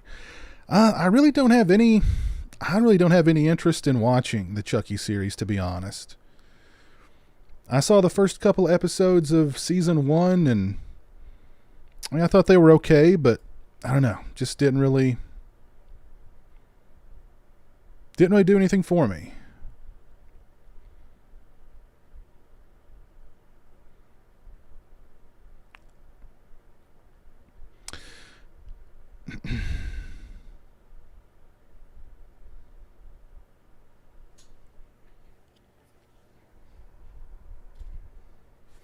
Am I going to see Dawn of the Dead in 3D? Well, I'd like to see Dawn of the Dead on the big screen. I think that'd be cool. I can't really, 3D movies don't really work for me. I mean, I either have to put the glasses on over these glasses and then the effect isn't very good, or I take these glasses off and put the 3D ones on and then everything's just blurry. So the 3D thing's never really been that big of a draw for me. So I would like to see the movie on the big screen though, and like a 35 millimeter screening of it would be cool.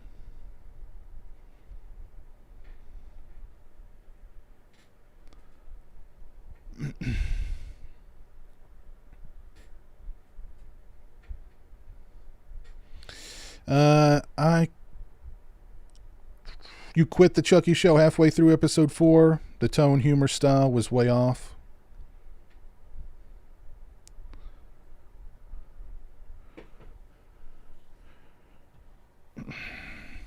Is the dollar store collection in an old cardboard box in the closet? Actually, what did I think one of them I destroyed with a samurai sword. That was House Shark. I destroyed it with a samurai sword. I don't want to talk about that movie. And the other ones, God, I don't even know what I did with the other ones. They're somewhere. I don't know. I don't know what happened to them. Any movies on my 4K wish list yet to be announced? Oh, goodness. Yeah, probably. I mean, a lot. A lot of movies I'd like to see in 4K.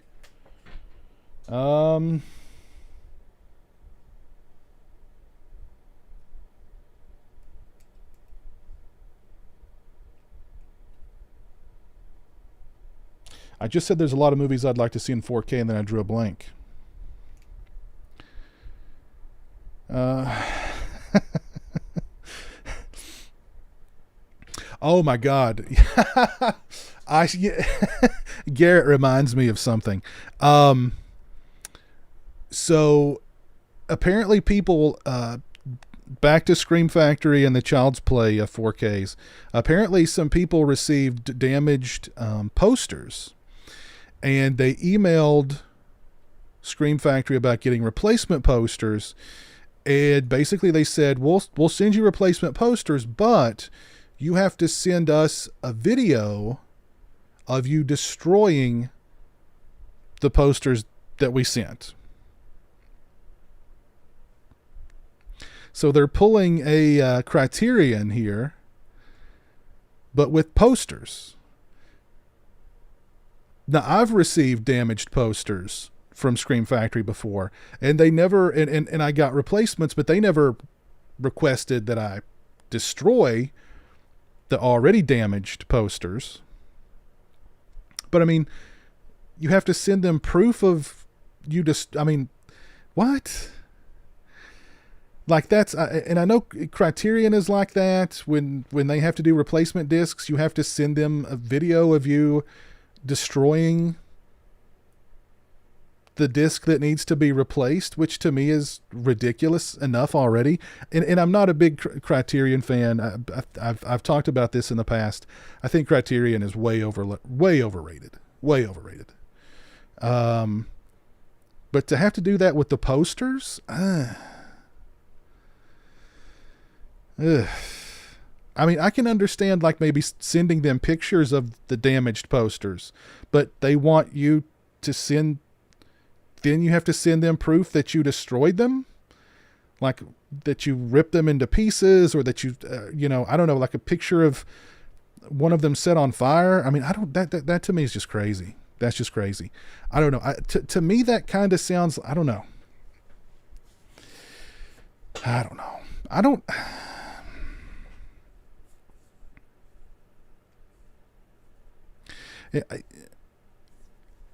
know how much.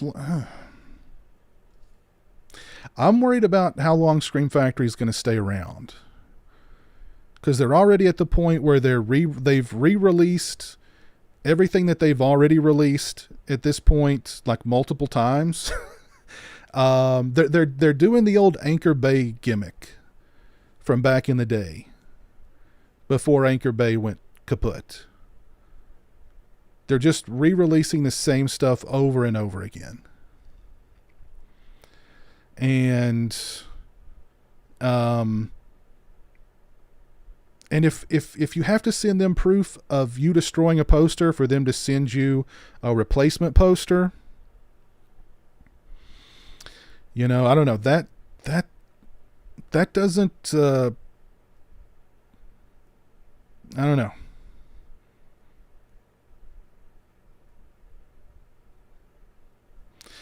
It's concerning to me. Scream Factory for really the last Mama. at least Yes, year. darling, what is it? Mother, this closet smells of death. Thank you, Debbie, for the $1.99 super chat. You saw the It documentary on Screambox. I've not had a chance to watch that yet, but I want to. I want to watch that documentary. Just haven't had the chance yet.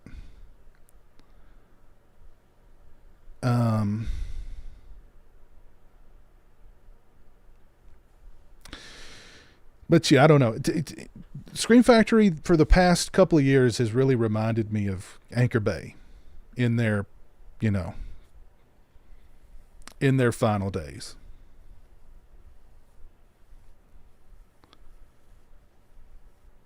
So I don't know. I'm kind of concerned about Scream Factory's longevity.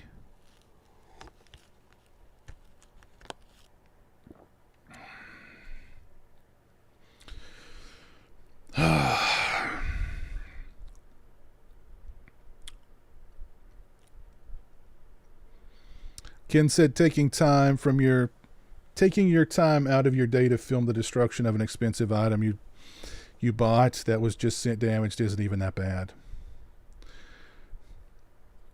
Yeah, I saw that Mid-Level Media did a video. I didn't watch it, so I don't know. I didn't watch it because he is defending Scream Factory. So, to me, Mid-Level Media needs to change its name to Corporate Level Media, because you never go against the people. You never back the corporation against the people. So I don't know. Mid-level media's gone corporate. He's turned his back on the consumer who matters for the corporate interests, and that's really sad. Yes, darling, what is it? Mother, this closet smells of death. I don't know. I mean, corporate Ken and corporate level media, just not a good look. Not a good look.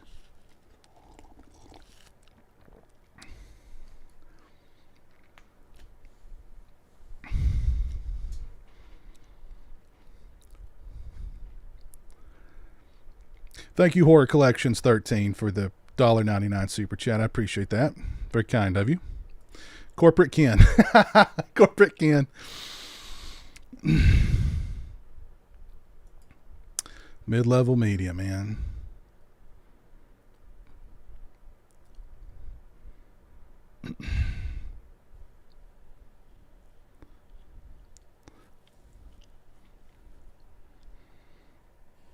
Corporate level media. Come on, man.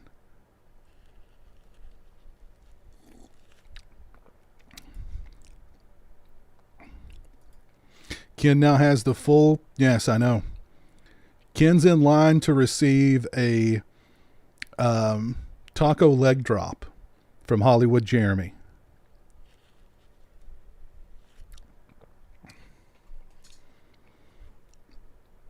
No, I'm just playing around. I didn't see the video, so I can't speak on it. And I'm sure you raised some valid points. I'm sure you raised some valid points in defense of Scream Factory.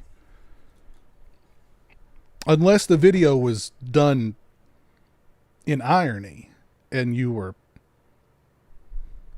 I don't know.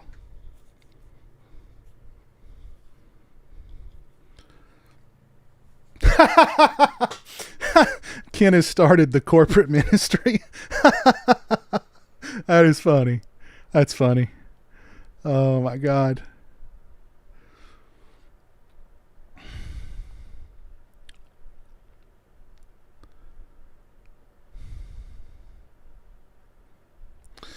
Who is the top dog these days when it comes to boutique companies?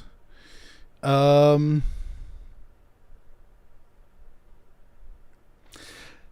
it's got to be Vinegar Syndrome, I think.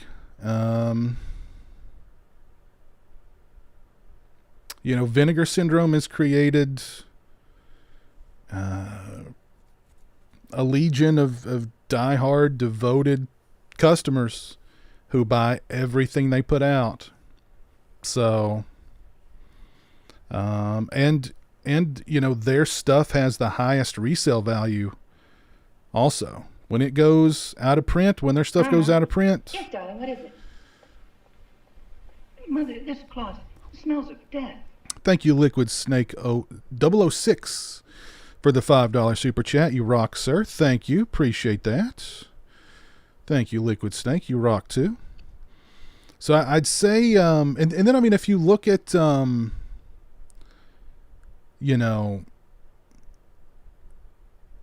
if you look at, we've been talking about replacement discs, and I mean, Scream Factory even had to issue a replacement sleeve because they misspelled the title of a movie. I've never seen that. That's a first, a replacement sleeve. I've seen plenty of replacement discs. That was a first when it came to a replacement sleeve. But anyway, I think Vinegar Syndrome's probably number one. Kino Lorber has definitely created a big... they're making a lot of noise these days. They've got a diehard group of loyalists. Arrow's still, I think, at the top of that list. So I think those would be the top three. Although Second Sight, I don't know, Second Sight's way up there too. They keep putting out just killer releases. and not just, good movies, but like the presentation, the everything, that all the accoutrements that come with the release. I mean, they're freaking killing it, man. They're freaking killing it. We here at Mid-Level Media, in association with Scream Factory, want to thank the consumer for their many years of support. Their day is done now. It's all about the corporation. Oh Lord, oh man, it's always sad when you see the corporations come in and they just take over everything. That's right. The 9th coin figuration. The 9th coin figuration. Yes. I didn't request a replacement for mine. I want mine to say the 9th coin figuration.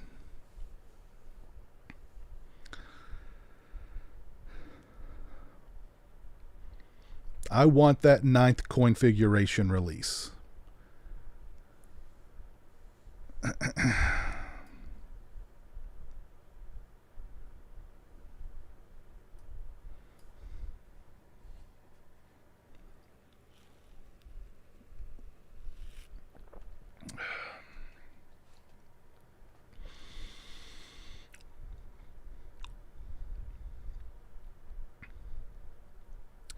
Blue Underground is good. Yeah, Blue Underground is good, especially when it comes to their 4Ks. Their 4Ks are always good quality. They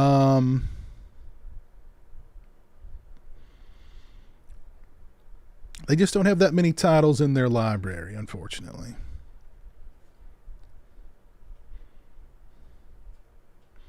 Oh, yeah, I heard about that, Harry. The Jack Frost 2 replacement discs are going out there in the world. Yeah, Zombie, I already talked about She-Hulk and all that mess. I already talked about that. But to reiterate, Tuesday night, I'm going to be doing my patron stream. And then on Thursday night, I'm going to be doing the Unsolved Mystery stream. So mark your calendars for that one. I've got a couple of new Michael Myers masks I'm going to be unboxing. I'll probably space those out, though. Do one now and maybe do the other one in a week or two. Got some review requests. That'll be rolling out soon. I've already spoiled one. One is for Seed of Chucky. So...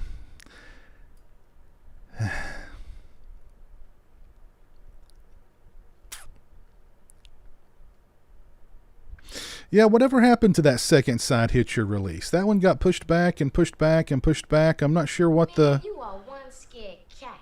deal is on that one. Ah, Future Dead Camper, thank you for becoming a channel member. You are one scared cat. Thank you. Very kind of you.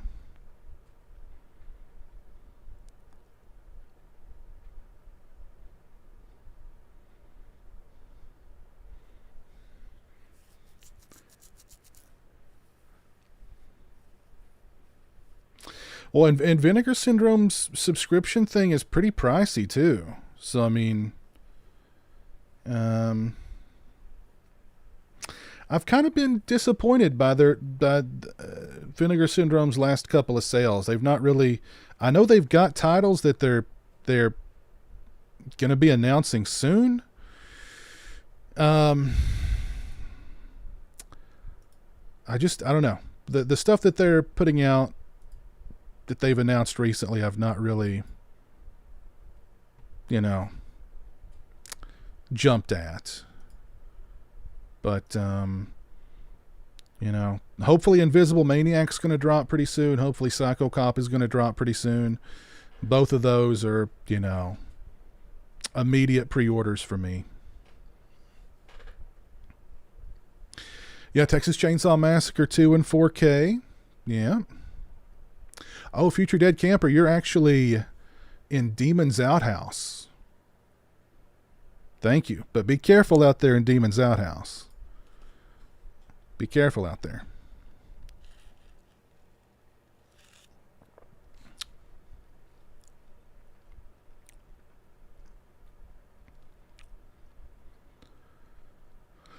Yeah, that Texas Chainsaw 2 4K will probably go quick. I don't know. I wonder how many. I wonder how limited it'll be.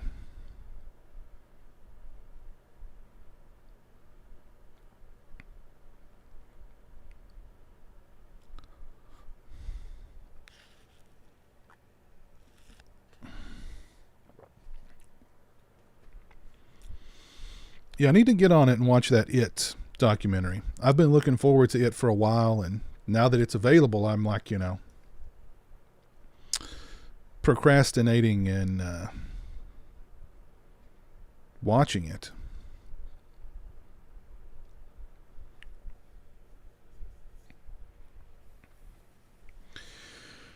So I think I'm going to go ahead and call it a night there. This has been a really fun stream. I appreciate you all hanging out with me tonight. Again, the Dollar Tree Horror Movie Challenge, Round 2. These are the titles. Of the 6, patrons and channel members will be able to vote on which 3 I will review. And you all have got your hands full because all 6 of these titles really sound like winners, like big, big winners. So,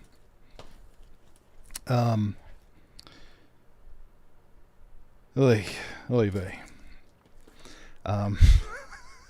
But yeah, let me do some shout outs here. Tonight's been a really fun stream talking about Halloween Ends going day and date, the Sean Cunningham leaking Friday the 13th, 2023. We talked about the whole She-Hulk review bombing nonsense. I did some unboxings. Unboxed this beautiful Viavision imprint Warriors release. Of course, this beautiful, just beautiful, gorgeous, stunning pieces. Shirt from Fright Rags, just a thing of beauty, an absolute thing of beauty. And the poll, I'm going to end the poll. 217 votes. How will you watch Halloween Ends? 54% said in the theater. 46% said on Peacock. So. Let's see who tuned in and watched over on Twitch. We had Brylan M, Junker 37, PlayStation 9, and Febzer and Envy Dalver. Thank y'all for tuning in over on Twitch. Let's see who is still with me on YouTube. If I can pull the chat up here. Horror Collection 13, JS, Zombie 7979, Deborah Priestley, Scatterbrain, Saturn Video, Alexis Horror, Dave, Jimmy L, Richard Keith Bailey, Justin Moreno, Nick Marshall. Getting started on your Part 8 Hawk very soon, Nick. Actually, I've already started on it. I've got it all, got the blank all ready to go.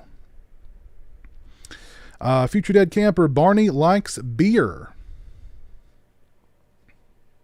Danny Huckins, Dalton, Saturn Video, Debbie Loomis, Midwest Villain, Z, Dylan, Conspiracy Bro, Bog Zombie, Corporate Level Media, the Robin, Total Meltdown 2, Horror Collections 13, Horrid Films, TD504, Olivia, Riz Ami. I'm going to do some more shout outs here. Shout out to King Wingen. King Wing In. Thank you for becoming a channel member. Anthony O'Donnell, thank you for the $5 super chat. JT Grogan, thank you for the $5 super chat. Debbie Loomis, thank you for the $123.99 super chats. Horror Collection 13, thank you for the $1.99 super chat. Thank you, Liquid Snake 006 for the $5 super chat. And thank you, Future Dead Camper, for becoming a channel member. Appreciate it. Any new soda reviews coming this week, Piz? We're actually going to wrap up the Town Club soda reviews. We've got, I think, four or five more of those to do. So we're going to do that one very soon.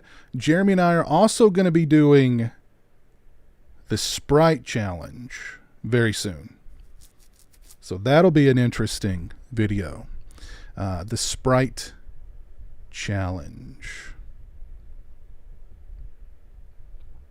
Yes, indeed. All right. Yeah. Thank you again for hanging out with me tonight. This has been fun. Tuesday night is the patron stream. Thursday night, I'll be doing the Unsolved Mystery stream. And, yeah. So take care. Have a great rest of your Sunday night. I will see you again very, very soon. Until then, I'm trying to find my outro video here. I can't find it. Where's my outro video? Oh, there it is. All right. Thank you all for tuning in. Have a good night. Peace.